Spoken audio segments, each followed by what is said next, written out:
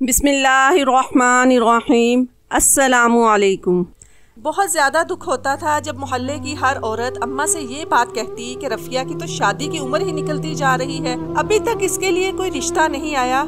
इस बच्ची के बारे में सोचकर तो हमें बहुत ज्यादा दुख होता है कि तुम्हारे बाद पता नहीं इसका क्या होगा। सफेद बाल हो गए हैं बेचारी के, अभी तक तो इसके 4-5 बच्चे हो जाते, पर अभी तक इस बेचारी का कोई रिश्ता तक नहीं आया। अम्मा बस ये कहकर चुप हो जाती कि नसीब की बात है, अगर इसके नसीब में कोई लिखा होगा तो रिश्ता भी जरूर हो जाएगा। मैं अल्लाह पाक से रो रो कर दुआएं मांगती थी कि अगर तूने मेरे लिए कोई हमसफर मेरे नसीब में लिखा है तो इसे जल्दी से जल्दी अब मेरी तरफ भेज दे, क्योंकि अब मुझसे दुनिया वालों की ये बातें सुनी नहीं जाती। मैंने अपनी तरफ से हर मुमकिन कोशिश करके देख ली थी। घरदारी का पूरा काम बहुत अच्छे तरीके से कर लेती थी, खाना बनाना, कपड़े धोना, कपड़े सीना, पूरे घर की सफाई बहुत अच्छे तरीके से करती थी। मैं हमेशा यही चाहती थी कि मेरे इन कामों से मुतासिर होकर शायद कोई मोहल्ले की औरत मुझे पसंद कर ले और अपने बेटे से शादी करवा दे। मैंने पढ़ाई के मामले में भी कभी कोई लापरवाही नहीं की थी। मेरे सारे मोहल्ले की लड़कियां 10वीं पास थी, जबकि मैंने ग्रेजुएशन किया हुआ था, पर फिर भी मैं किसी को पसंद नहीं आई। मैंने हमेशा खुद को बना सवार कर अच्छा और साफ सुथरा ही रखा, पर फिर भी मैं किसी को अच्छी नहीं लगती थी। मैं 5 वक्त नमाज पढ़कर अब रो रो कर अल्लाह पाक से दुआएं कर कि मैंने जब भी किसी के मुंह से कोई वजीफा सुना तो मैंने वो वजीफा करके भी देख लिया, पर फिर भी मेरे लिए कोई रिश्ता नहीं आ रहा था। मैं अपने रिश्ते को लेकर बहुत ज्यादा परेशान थी, क्योंकि मेरे माँ बाप भी अब बूढ़े हो चुके थे। इनके बाद मेरा इस दुनिया में और कोई भी नहीं था। मैं दिल से चाहती थी कि अब मुझे कोई अपनाए और शादी कर ले। मैं तो किसी शादीशुदा इंसान से या फिर तलाकी याफ्ता से भी शादी करने के लिए तैयार थी, पर फिर भी मेरे लिए कोई रिश्ता न आया। एक दिन मैं बहुत ही गहरी नींद सो रही थी जब किसी की सिसकियों की आवाज कान पर पड़ी और मेरी नींद खुल गई। मैंने जैसे ही बिस्तर से उठकर देखा तो अम्मा ज़ारों के तार रो रही थी। अल्लाह पाक से दुआ करके वो इससे कह रही थी कि अब रफ़िया की जिम्मेदारी से मुझे आज़ाद कर दे और मुझे सुकून की मौत दे। अगर रफ़िया की शादी से पहले मुझे कुछ हो गया और मैं ये दुनिया छोड़कर चली गई तो मुझे कब्र में भी सुकून न मिलेगा। मेरी बेटी का नसीब अच्छा लिख दे और इसको अपने घर का कर दे। अम्मा की ये सारी बातें सुनकर तो मैं ज़ारों के तार रोने लग पड़ी और रोते रोते मेरा सारा तकिया भी गीला हो चुका था। सारी रात मैं रोती रही और खुद के लिए दुआएं करती रही कि अल्लाह पाक मेरे लिए भी अब किसी को भेज दे जो मुझसे शादी करने के लिए तैयार हो जाए। इतनी सारी दुआएं सारी रात मांगने के बाद अगली सुबह हमारे घर में एक अजनबी औरत दाखिल हुई, जिसे देखकर मुझे थोड़ी हैरानी हुई, क्योंकि मैंने पहले कभी भी इस औरत को अपने मोहल्ले में नहीं देखा था। वो औरत आके अम्मा के बारे में पूछने लगी। मैंने उसको सलाम करने के बाद अम्मा के कमरे में भेज दिया और खुद उसके लिए चाय बनाने चलेगी, क्योंकि वो हमारी मेहमान थी और मैं घर में आने वाले हर मेहमान से बहुत ही इज्जत और एहतराम से पेश आती थी। मैं चाय बनाकर जैसे ही दरवाजे तक पहुंची तो ये खबर सुनते ही मुझे बहुत ज्यादा खुशी होने लगी कि वो औरत अम्मा से कहने लगी कि मैंने सुना है कि आपकी एक कंवारी बेटी बैठी है जिसके रिश्ते की आपको तलाश है।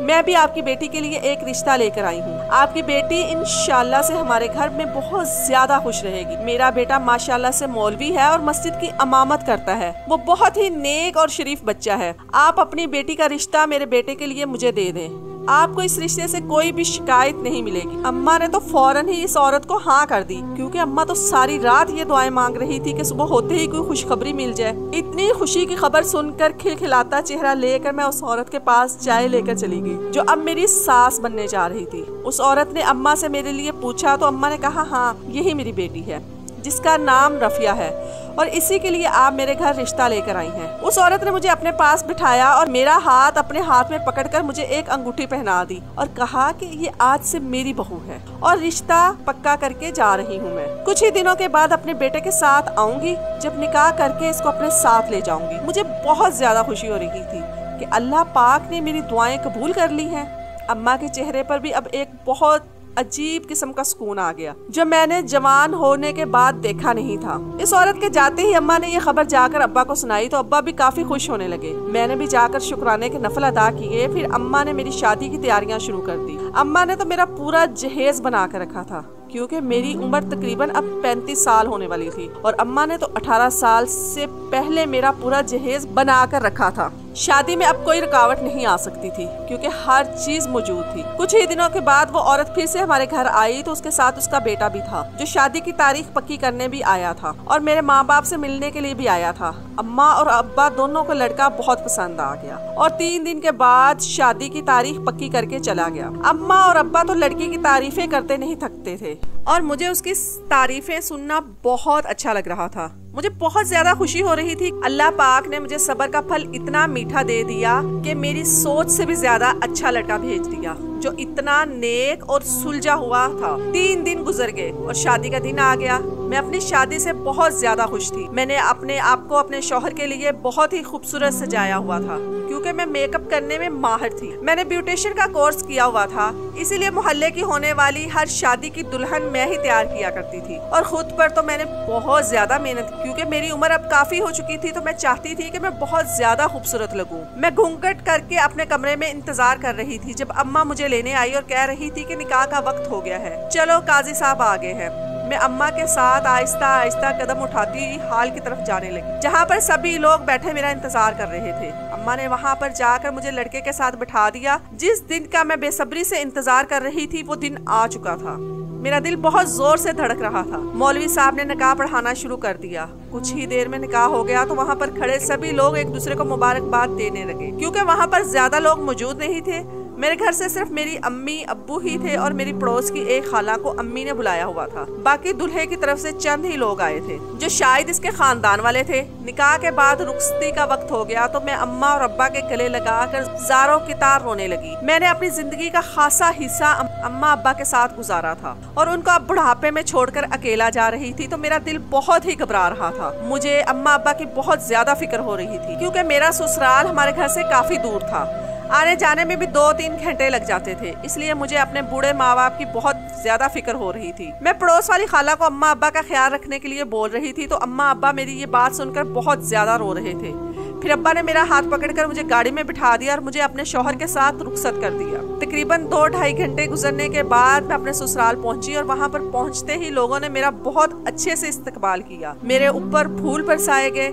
इतने अच्छे तरीके से अपना इस्तकबाल देकर मैं बहुत ज्यादा खुश होने लगी। कुछ ही देर में मेरी ही हम उम्र एक लड़की ने मुझे कमरे में जाकर बिठा दिया जो बहुत ही खूबसूरत फूलों के साथ सजा हुआ था। घर वालों को इतना ज्यादा खुश देखकर और घर की इतनी अच्छी डेकोरेशन देखकर मुझे अंदाजा हो रहा था कि इस शादी से सब घर वाले बहुत ज्यादा खुश। अल्लाह पाक का लाख लाख शुक्र अदा कर रही थी कि ये दिन उसने मुझे दिखा ही दिया। काफी देर गुजर जाने के बाद जब मेरा शौहर ना आया तो मुझे बहुत ही हैरत होने लगी कि आखिर मेरा शौहर इतनी देर तक कहाँ चला गया है। एक नई नवेली दुल्हन को अपने इंतजार में बिठाकर कोई शौहर इस तरह जा सकता है? मेरे दिल में अब लाखों सवाल पैदा हो रहे थे। मैं सोच रही थी कि शायद मेरा शौहर इस शादी से खुश नहीं या फिर वो किसी और को पसंद करता होगा, जब भी तो वो अभी तक कमरे में नहीं आया।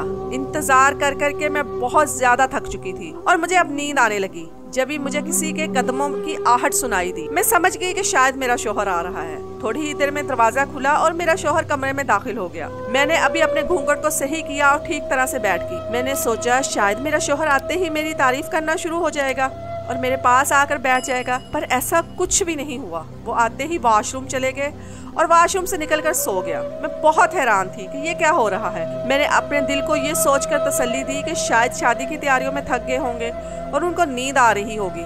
जब भी आते ही सो गए।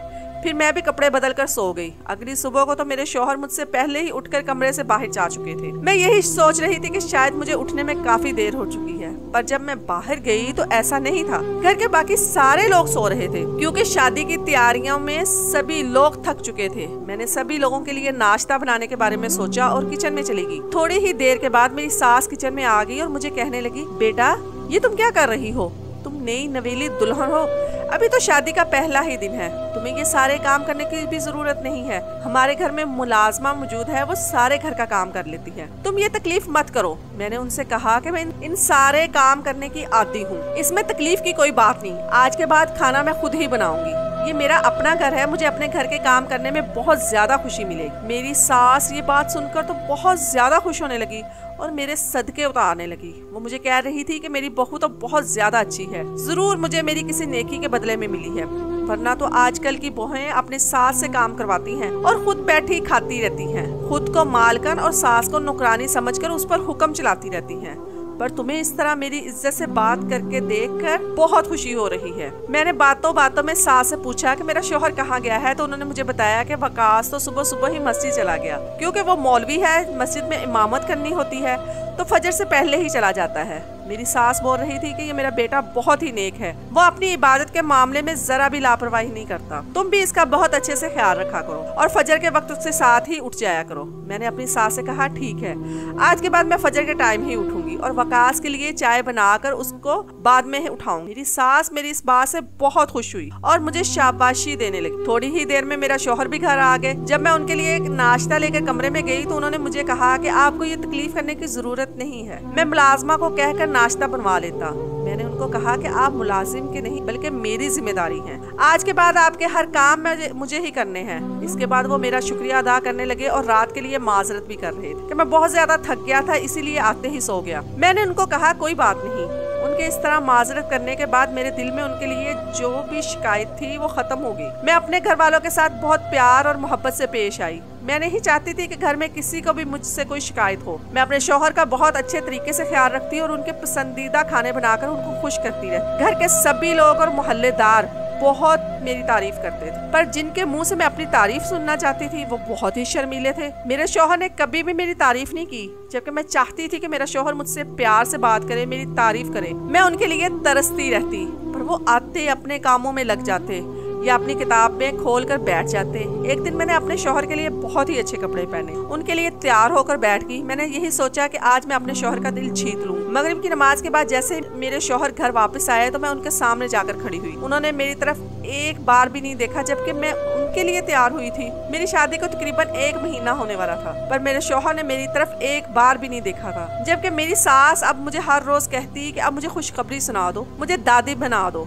मैं दिल ही दिल में सोचती कि आपका बेटा तो आज तक मुझे देखता नहीं, तो आप दादी कहाँ से बनेंगी। मेरा शौहर हर रोज रात को घर से निकल जाता और सुबह फजर के वक्त ही वापस आता। मुझे उनका इबादत करना अच्छा तो लगता था, पर रात को इस तरह घर से बाहर रहना बिल्कुल पसंद नहीं था। मैं चाहती थी कि मेरा शौहर भी मेरे साथ रहे, मेरा शौहर मेरी तारीफें करे और मुझसे प्यार से बात करे, पर मेरा शौहर इबादत में इतना मसरूफ था, उसके पास मेरे लिए वक्त ही नहीं था।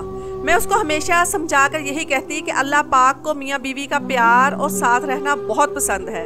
आप बेशक इबादत करें, आप पर मुझे भी अपना हक अदा करें। पर वो ये बात समझने के लिए तैयार ही नहीं थे और मैं यही सोचती कि ये किस किस्म के मौलवी हैं। इनको तो इस चीज़ के बारे में पता होना चाहिए कि बीवी का हक सबसे पहले है, उसको किसी भी सूरत अपना हक अदा करना चाहिए। पर मेरे शौहर को इस चीज़ की कोई परवाह नहीं थी। अब तो मोहल्ले की सारी औरतें भी ये बात करने लगी थी कि रफिया की उम्र पहले ही काफ़ी बड़ी है, उसकी अब गोद हरी हो जानी चाहिए। अगर शादी के 6 महीने बाद रफिया को कोई खुशखबरी ना सुनाई तो फिर वो उम्मीद छोड़ दे, क्योंकि हमने काफ़ी सारी लड़कियां देखी हैं जो बड़ी उम्र हो जाने की वजह से माँ नहीं बन पाती। मुझे अब फिक्र खाए जा रही थी। मैंने अपने शौहर से इस बारे में काफ़ी बार बात करके देख ली, पर वो ये बात सुनने के लिए तैयार ही नहीं थे। रात होते ही घर से निकल जाते और सुबह के वक्त ही वापस आते। मैंने इस बात के बारे में अपनी सास से भी कई बार बात करके देख ली, पर मेरा शौहर हमेशा यही कहता कि बेटा मौलवी है, हजारों काम आ जाते हैं, रात रात भर तकरीरें करनी पड़ती हैं और रात रात भर इबादत के लिए मस्जिद में बैठना पड़ता है। मैं अपने बेटे को इबादत करने से कभी नहीं रोक सकती। अगर तुम अपनी तरफ से इसको समझाना चाहती हो तो बेशक समझा सकती हो, मुझे मना करना ठीक नहीं लग रहा। मुझे अब कुछ भी समझ नहीं आता था, इसलिए मैंने भी अपने आप को हाल पर छोड़ दिया और खुद की किस्मत पर कसूर डालकर बैठ गई। एक दिन जब मगरिब के वक्त मेरा शौहर घर आए तो ईशा के वक्त तक वो अपने घर में ही बैठे रहे।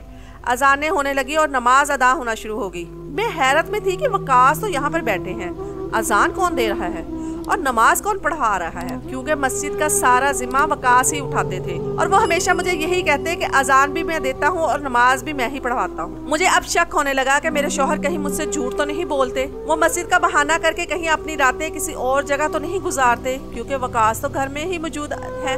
अजानें भी हो गई और नमाजें भी अदा हो रही हैं। मैं अब इस बात के बारे में खड़ी सोच ही रही थी जब वकास मेरे पास आया और कहने लगे कि मैं जा रहा हूँ मस्जिद में और कल सुबह ही वापस आऊंगा। मैंने उनसे कोई भी सवाल नहीं किया, क्योंकि अब मुझे पता लगाना था कि आखिर ये जा कहाँ रहे। मैंने उनके जाते ही बुर्का पहन लिया और उनका पीछा करना शुरू कर दिया। वो चलते चलते मस्जिद से जब थोड़ा आगे निकल गए तो मेरा शक यकीन में बदल गया कि ये मस्जिद नहीं जाते जबकि कहीं और ही चले जाते हैं। थोड़ी देर ही गुजरी के आगे चलने के बाद उन्होंने एक दुकान से 2 किलो देसी घी लिया तो मैं हैरत में आ गई कि आखिर इन्होंने घी का क्या करना है। चलते चलते वो एक घर के दरवाजे के अंदर चले गए।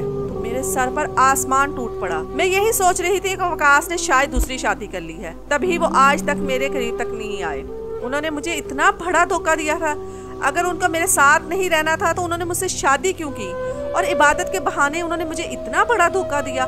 मुझे यकीन नहीं आ रहा था। मैं बहुत ज्यादा दुखी होकर रह गई, पर मैंने हिम्मत की और उस घर के अंदर चली गई। घर में दाखिल होते ही मेरी नजर 2 छोटे बच्चों पर पड़ी जो वकास के पास दौड़ते हुए आए। वकास नीचे बैठकर इन दोनों बच्चों को गले लगा रहा था और अपनी जेब से निकालकर चीजें इनको दे रहा था। मेरा शक अब यकीन में बदल चुका था। मैंने उसी वक्त वकास को आवाज देकर बुलाया और उनसे कहा कि आपने मुझे इतना बड़ा धोखा दिया है। मैंने कभी जिंदगी में भी नहीं सोचा था कि आप कितने नेक और इतने इबादत गुजार होकर मुझे इतना बड़ा धोखा दे सकते हैं। वकास मुझे उसी वक्त उस घर में देखकर बहुत हैरान हुआ, क्योंकि उसने कभी सोचा ही नहीं था कि मैं उसका पीछा करूंगी और उसकी सच्चाई तक पहुंच सकती हूँ। उसने मुझे देखते ही कहा, रफिया तुम यहाँ कैसे आई हो और तुम्हें यहाँ का एड्रेस किसने दिया? मैंने उनको कहा कि मुझे तो आप पर बहुत पहले ही शक हो गया था, पर यहाँ पर पहुँचने के बाद मेरा शक अब यकीन में बदल गया है। हम दोनों की बातें सुनकर जब भी एक औरत बावर्ची खाने से बाहर निकल आई जो मुझे कहने लगी कि आओ रफिया बैठो, मैं तुम्हारे लिए चाय बना कर लाती। मैंने उनसे कहा कि नहीं पीनी मुझे तुम्हारी चाय, तुम मेरी सौतन हो और मैं अपने सौतन के घर का पानी तक नहीं पी सकती, तुम तो चाय की बात कर रही हो। उस औरत की आंखों से आंसू निकल आए और वो मुझे कहने लगी, नहीं रफिया भाभी, ऐसा मत कहो, मैं आपकी सौतन नहीं। मैं हैरान होकर रह गई कि वो औरत मुझे भाभी क्यों कह रही है। उसने मुझे कहा कि वकास भाई तो इंसान नहीं, एक फरिश्ता है, आप इनको गलत मत समझो। मैं हैरत से उस औरत की तरफ और वकास की तरफ देख रही। फिर उस औरत ने मुझे कहा कि वकास भाई ने तो मेरे यतीम बच्चों को सहारा दिया है, उन्होंने हम बेसहारों को सहारा देकर बहुत ही अजर का काम किया है। अल्लाह पाक इनको अजर देगा और औलाद से नवाजेगा। मैं तो एक बहन होकर अपने भाई को हर वक्त दुआएं देती रहती। अल्लाह पाक आपकी जोड़ी सलामत रखे और आप दोनों को हमेशा खुश रखे। मैं अपनी सोच पर शर्मिंदा हो गई और उसी वक्त घर से वापस चली आई। वकास के घर पहुंचने का इंतजार कर रही थी, पर सारी रात गुजर गई, वकास घर वापस नहीं आए। मैं सारी रात ही बेचैन रही कि पता नहीं कब सुबह होगी और वकास आएंगे। मैं उनसे माफी मांगूंगी क्योंकि मैंने उन पर बहुत ही बुरा इल्जाम लगाया और उन पर शक किया था। सुबह होते ही जब वकास घर पहुंचे तो मैंने उनसे माफी मांगी। उन्होंने मेरी तरफ देखा तक नहीं। मैं उनके सामने हाथ जोड़े उनके पैरों में बैठ गई। उन्होंने फिर अपने हाथ से मुझे उठाया और बेड पर बिठाते हुए मुझे कहा कि रफिया, मैं तो बहुत खुशी होकर तुमसे शादी की थी, पर शादी वाले दिन ही मेरी मुलाकात इन 2 यतीम बच्चों के साथ हो गई जिनके सर से बाप का साया छिन चुका था। मैंने इनसे इनके घर के बारे में पूछा तो वो मुझे अपनी माँ के पास ले गए, जिसकी अभी इद्दत भी नहीं पूरी हुई थी। वो सड़कों पर रुल रही थी। ये देखकर मुझे बहुत ज्यादा दुख हुआ। मैंने इनसे वादा किया कि मैं अब आपके लिए एक घर का बंदोबस्त करूंगा, फिर ही मैं अपनी नई जिंदगी की शुरुआत करूंगा। शादी के 1 महीना गुजर जाने के बाद भी मैं इनके लिए कुछ भी नहीं कर पाया, क्योंकि मेरे पास इतने पैसे नहीं थे कि मैं इनके लिए घर खरीद सकता। मैंने सोच लिया था कि जब मैं इनके लिए कुछ कर सकूंगा फिर तुम्हारे करीब आऊंगा और अपनी अज़दवाजी जिंदगी की शुरुआत करूंगा। मैंने आज ही इनके लिए ये घर खरीदा है। थोड़ा बहुत राशन का सामान लेकर इनके तरफ जा रहा था जब तुमने मुझे इनके घर में जाते हुए देख लिया और मुझे बातें सुनाना शुरू कर। मैंने तो इस घर में जाने के बाद यही सोचा था कि आज मैं तुम्हारे लिए कोई ना कोई तोहफा लेकर आऊंगा और तुम्हें तुम्हारा हक अदा करूंगा, पर इससे पहले तुम वहां आकर तमाशा कर गई। मैं बहुत शर्मिंदा होकर रह गया उस औरत के सामने जिसके सामने तुमने मुझे इतनी सारी बातें सुनाई। वो तो हमेशा तुम्हें दुआएं देती रहती है कि मेरी भाभी को अल्लाह पाक हमेशा आपके साथ हंसता बसता रखे। वकास की बातें सुनकर मैं बहुत ज्यादा शर्मिंदा हो गई और वकास से माफी मांगने लगी। मैंने उनसे कहा कि मेरी बहुत ही बड़ी उम्र में शादी हुई थी, जो बहुत मन्नतें और मुरादें मांगने के बाद मैं आपको खोना नहीं चाहती थी, इसलिए मेरे दिल को डर लगने लगा। मैं आपसे बहुत ज्यादा मोहब्बत करती हूँ। मैं तो आपके प्यार और मोहब्बत भरी बातें सुनने के लिए भी तरस गई हूँ। मुझे माफ कर दें। आज के बाद मैं आप पर कभी भी शक नहीं करूंगी। इसके बाद वकास ने मुझे माफ कर दिया और हमने अपनी नई जिंदगी की शुरुआत कर। कुछ ही महीनों के बाद अल्लाह ताला ने मुझे खुशखबरी सुना दी तो वकास मेरा बहुत ज्यादा ख्याल रखने लगे। वकास आए दिन मेरे लिए कोई ना कोई तोहफा लेकर आते और मुझे सरप्राइज देते। वकास इतने ज्यादा अच्छे और प्यारी प्यारी बातें करने वाले थे, मैंने तो कभी सोचा भी नहीं था कि मौलवी होकर भी वकास इतना ज्यादा रोमांटिक हो सकते हैं। महीने पूरे हो जाने के बाद जब अचानक मुझे शदीद दर्द शुरू हुआ तो वकास ने अपने हाथों में उठाकर मुझे गाड़ी में बिठाया और अस्पताल ले गए। कुछ घंटे गुजर जाने के बाद अल्लाह ताला ने मुझे एक बेटे से नवाजा जो बहुत ही खूबसूरत था। वकास ने तो खुशी में सारे अस्पताल में मिठाइयाँ बंटवा दी क्योंकि वो बहुत ज्यादा खुश थे। उन्होंने आते ही मेरे माथे पर बोसा दिया और मुझे कहा कि तुमने आज मुझे जिंदगी की सबसे बड़ी खुशी दी है। अपने बेटे को हाथों में उठाया और गले लगाने लगे और बहुत ही ज्यादा झूमने लगे। इसके बाद अपने चांद जैसे बेटे को लेकर हम घर आ गए। अम्मा और अब्बा तो अपने नवासे की होने की खबर सुनकर बहुत ही ज्यादा खुश होने लगे और उसी दिन हमारे घर आ गए। अपना नवासा देखकर वो उसके सदके उतारने लगे और इस पर वारी वारी जाने लगे। मुझे अपने घर में इस तरह खुश देखकर अम्मा और अब्बा पुरसुकून नजर आ रहे थे। वकास ने मेरे बेटे का नाम रखने की रस्म बड़े धूमधाम से घर पर की, जिसने मोहल्ले के सारे ही लोगों को दावत दी। मेरे बेटे का नाम मोहम्मद अयान उसके दादा और दादी ने रखा था। अयान के घर में आने के बाद हमारे घर में खुशियां ही खुशियां।